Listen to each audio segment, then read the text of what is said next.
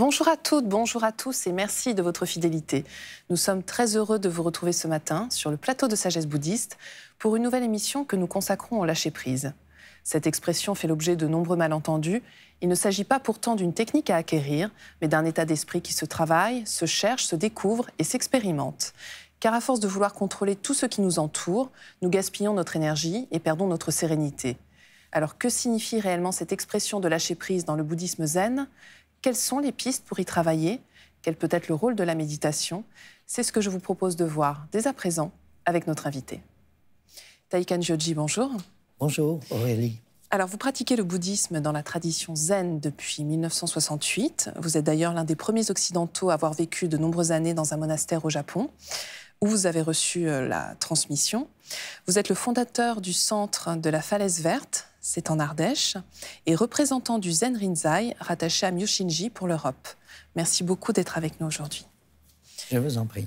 Alors, avant d'aborder plus précisément ce thème du lâcher-prise qui nous occupe aujourd'hui, est-ce que vous pourriez nous présenter ce centre de la Falaise Verte ? Alors, le centre de la Falaise Verte est situé au sud de Valence, à une demi-heure au sud de Valence, sur un vaste territoire d'une vingtaine d'hectares, en pleine forêt, en pleine nature, et qui contient un grand hall de méditation qu'on appelle Zendo, ainsi qu'un vaste dojo pour la pratique du tir à l'arc, du kyudo, plus précisément, ainsi que des autres disciplines rattachées à la spiritualité orientale, telles que le yoga ou le tai chi. Et puis, un bâtiment pour l'accueil des stagiaires qui permet d'accueillir une quarantaine de personnes. Très bien, alors revenons maintenant au thème de cette émission qu'est le lâcher-prise, puisque c'est une expression que l'on entend de plus en plus fréquemment. Est-ce que vous pourriez nous préciser de quoi il s'agit dans le bouddhisme zen, Taikan Gyoji ? Alors, conquérir sa véritable nature contre les préjugés et les idées reçues, c'est la base de la pratique. La raison pour laquelle on pratique le zen, c'est pour réaliser sa véritable nature. Donc il y a des malentendus au sujet du lâcher-prise. Quels sont-ils ? Vivre une forme de détachement contre ses propres problèmes, contre les problèmes qui nous entourent, n'est pas une chose facile. Encore faut-il aller éclairer ces problèmes pour pouvoir s'en libérer, pour pouvoir se débarrasser de ce qui nous encombre et de ce qui ne sert à rien. Mais ça ne se fait pas sur un simple claquement de doigts. Ça demande de s'engager dans une véritable pratique. Sinon, s'il s'agit juste de prendre la décision « Ah, je lâche prise », on passe à côté de la finalité du lâcher-prise. Je pense que, encore faut-il le vouloir, s'astreindre à une discipline. Moi, je peux parler que du zen, puisque ce que je connais un petit peu, c'est la méditation zen, le zazen. Il existe d'autres pistes, je ne les connais pas. Un suivi psychologique peut aussi aider à réaliser ce lâcher-prise. Mais c'est un vrai travail qui peut prendre plusieurs années. Alors, vous-même, vous pratiquez le kyudo, hein, oui. Vous l'enseignez également. En quoi, justement, cette discipline, cette voie du tir à l'arc peut aider à lâcher prise, Taikan Gyoji ? Alors, peut-être que le kyudo est la discipline qui correspond le mieux à l'expression du lâcher-prise. Car lorsqu'on a élevé l'arc, en synchronisant les respirations pour toucher à l'esprit, lorsqu'on a pivoté, puis qu'on a ouvert l'arc, on ne peut pas rester dans cette position. Donc, une fois le mûrissement qui fait intervenir le décoché, une fois ce mûrissement effectué, il faut bien faire quelque chose. On ne peut pas rester comme ça. Donc, on libère l'arc. L'arc envoie la flèche va là où elle doit aller, dans la cible ou à côté, ça n'a pas d'importance. Mais nous, on s'est libérés. En fait, c'est relâcher une forme de pression. C'est relâcher une pression, une vraie pression. Alors, donc on se libère au moment où on libère l'arc. On ne fait pas que libérer l'arc, mais on se libère soi-même. Ça, c'est important de se libérer. Ça demande plusieurs mois, voire années, d'une pratique qui amène à cette libération. Donc une forme de discipline à la fois corporelle et spirituelle. Obligatoirement. Obligatoirement, car la respiration, c'est ce qui permet de faire le lien entre soi et l'esprit. Respirer, c'est vivre.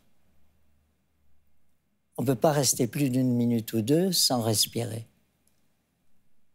De respiration, on ne sait pas la faire correctement. Si vous regardez les enfants sur une plage,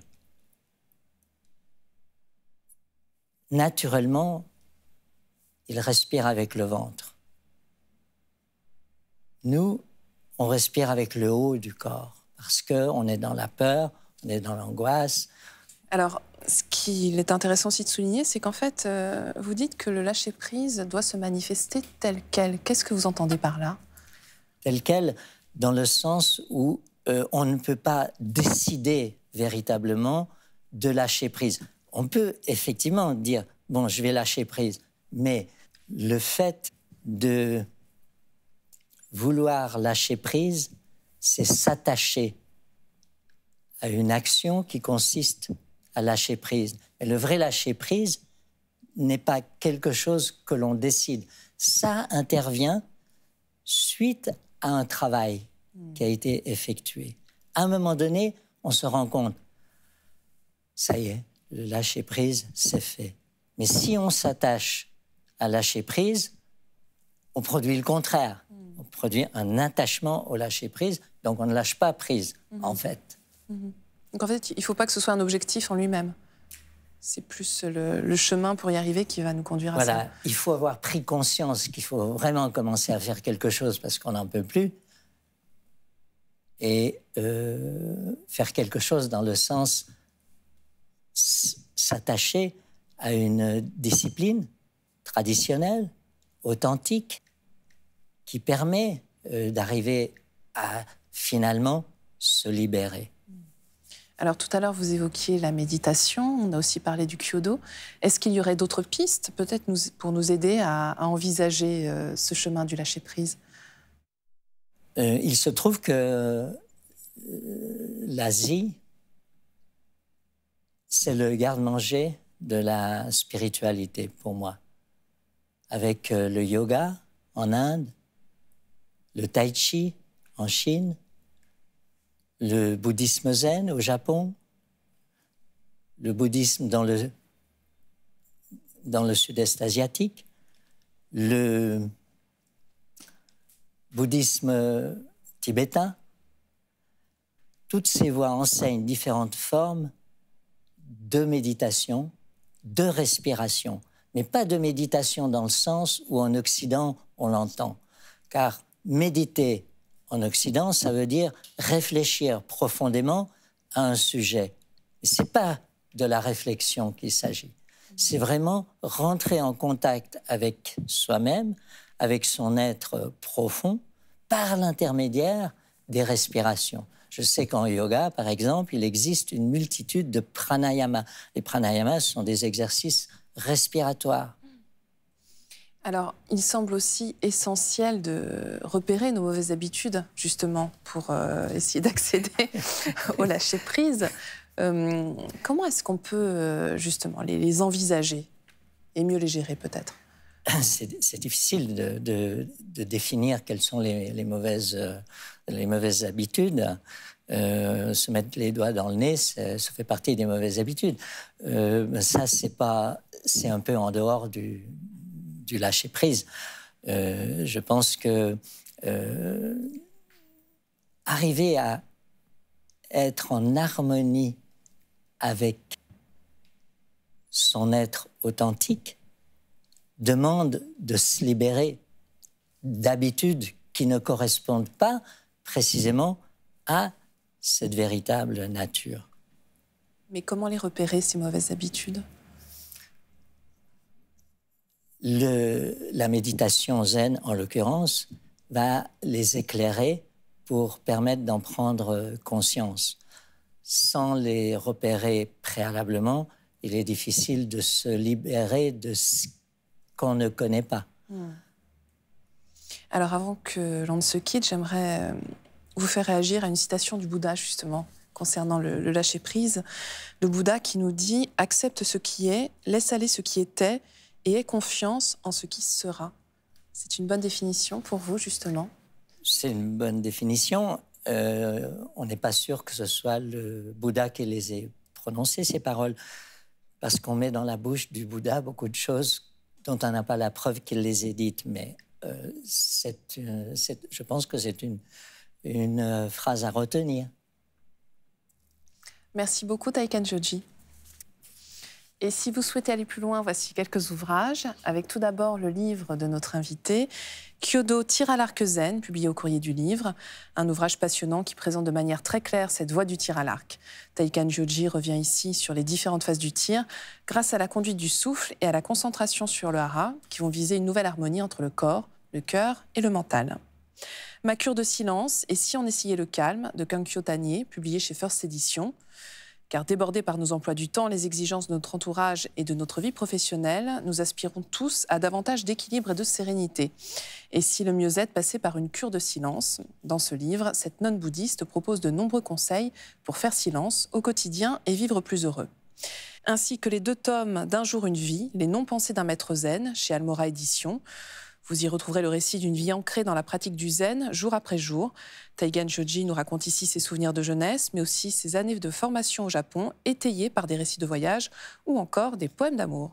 Et enfin, L'escargot est lent, mais il n'est jamais en retard, de Young Mok aux éditions Dekeshenzo. Ce recueil de pensées de courtes histoires nous invite à ouvrir les yeux sur le monde qui nous entoure et sur notre quotidien.